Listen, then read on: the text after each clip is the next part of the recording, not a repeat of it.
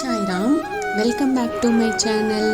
நான் கிருஷ்ணருக்கு அபிஷேகம் பண்ணி பிரதிஷ்டை பண்ணேன். எனக்கு ரொம்ப நாள் ஆசை கிருஷ்ணர் வாங்கணும் அப்படின்னு. நான் ஆல்ரெடி வச்சுருக்கேன், ஆனால் அது குட்டியாக லட்டு கிருஷ்ணர் தான் வச்சுருக்கேன். இன்றைக்கி நான் பெருசாக வாங்கியிருந்தேன். அதை நான் முறைப்படி அபிஷேகமெல்லாம் பண்ணி பிரதிஷ்டை பண்ணேன். என்னோடய சேனலுக்கு தொடர்ந்து சப்போர்ட் பண்ணுங்கள், லைக் பண்ணுங்கள், ஷேர் பண்ணுங்கள், கமெண்ட் பண்ணுங்கள். ப்ளீஸ் மறக்காமல் சப்ஸ்கிரைப் பண்ணுங்கள், பெல் ஐக்கானை கிளிக் பண்ணுங்கள். பகவான் மகாவிஷ்ணு இந்த பூமி பாரம் குறைவதற்காகவும் நல்லவர்களை காப்பதற்காகவும் தான் ஆவணி மாதத்தில் நடு இரவில், அதாவது தேய்பிறை அஷ்டமி திதியில் ஸ்ரீ கிருஷ்ணராக அவதாரம் எடுத்தார். அந்த நாளை தான் நாம் இந்தியா முழுவதும் கோகுலாஷ்டமி, ஜென்மாஷ்டமி அப்படின்னு பலவித பேரில் நாம் அதை கொண்டாடுறோம். கிருஷ்ணர் பார்த்தீங்க அப்படின்னா தேய்பிறை திதியில் ரிஷப லக்னம், ரிஷப ராசியில் ரோஹிணி நட்சத்திரத்தில் கிருஷ்ணாவதாரம் நமக்கு நிகழ்ந்திருக்கு.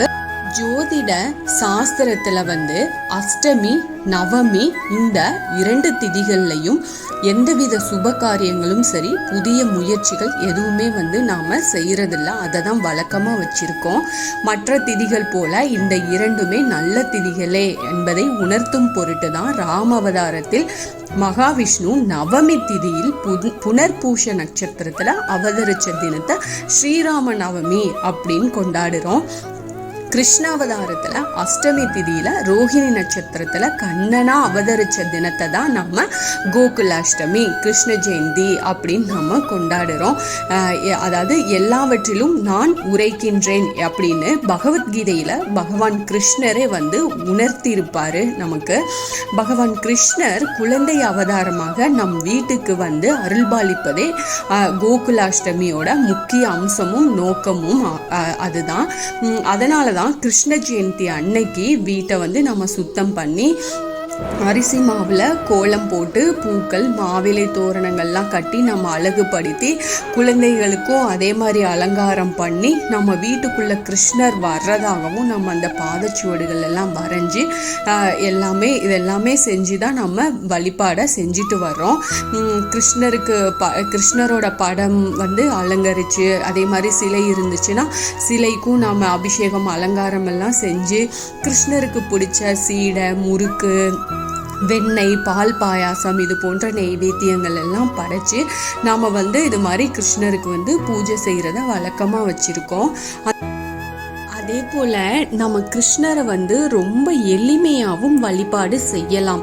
அவரே சொல்லியிருக்கிறாரு, அவருக்கு ஒரு டம்ளர் தண்ணியோ இல்லை ஒரு பூவோ வச்சு நீங்கள் அவர் பாதத்தில் சமர்ப்பணம் பண்ணி ஆத்மார்த்தமாக நம்ம வழிபாடு செஞ்சோம் அப்படின்னா கண்டிப்பாக கூப்பிட்ட குரலுக்கு அந்த கண்ணன் நம்மளை தேடி வருவாருங்க. கிருஷ்ணரை ரொம்ப எளிமையாகவே நாம் வழிபாடு செஞ்சு அவரை நாம் சரணாகதி அடையலாம். அதே போல் உங்ககிட்ட பகவத்கீதை, கிருஷ்ணலீலா இந்த மாதிரி கிருஷ்ணர் சம்மந்தப்பட்ட புக்கு இருந்துச்சுன்னா கண்டிப்பாக படிங்க. ஒரு நாளைக்கு ஒரு பக்கமாச்சும் படிங்க. அப்புறம் எளிமையான மந்திரம், கிருஷ்ணரோட மந்திரம் என்னென்னா ஹரே கிருஷ்ண கிருஷ்ண கிருஷ்ண ஹரே ஹரே, ஹரே ராம ராம ராம ஹரே ஹரே. இது ரொம்ப ஈஸியாக எளிமையாக இருக்கக்கூடிய ஒரு மந்திரம். இதை நீங்கள் கண்டிப்பாக சொல்லிட்டு வாங்க. டெய்லி ஒரு 11 முறையோ இல்லை 51 முறையோ, முடிஞ்சால் 108 முறை சொல்லுங்கள். கண்டிப்பாக உங்களுக்கு கை மேலே பலன் கொடுக்கும். இதே மாதிரி நீங்கள் சொல்லி கிருஷ்ணரை வழிபாடு செஞ்சுட்டு வாங்க.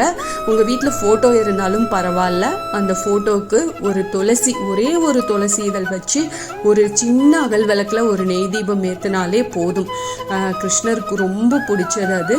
முடிஞ்சால் அதை பண்ணுங்கள். மனசார நீங்கள் உங்கள் மந்திரத்தை சொல்லி ஆத்மார்த்தமாக பிரார்த்தனை பண்ணுங்கள். கண்டிப்பாக உங்களோட பிரார்த்தனை எல்லாமே நிறைவேறும். கண்டிப்பாக கிருஷ்ணர் நிறைவேற்றி கொடுப்பாரு. Thank you friend. நானும் இன்னைக்கு 5 வகையான அபிஷேகங்கள் செஞ்சு முடிச்சுட்டு அடுத்து பிரதிஷ்டை பண்ண போகிறேன்.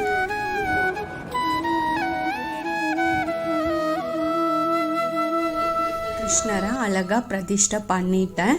Okay, thank you friends. என்னோட சேனலுக்கு தொடர்ந்து சப்போர்ட் பண்ணுங்கள், லைக் பண்ணுங்கள், ஷேர் பண்ணுங்கள், கமெண்ட் பண்ணுங்கள். மறக்காமல் சப்ஸ்கிரைப் பண்ணுங்கள், பெல் ஐக்கானை கிளிக் பண்ணுங்கள். மீண்டும் அடுத்த பதிவில் சந்திப்போம்.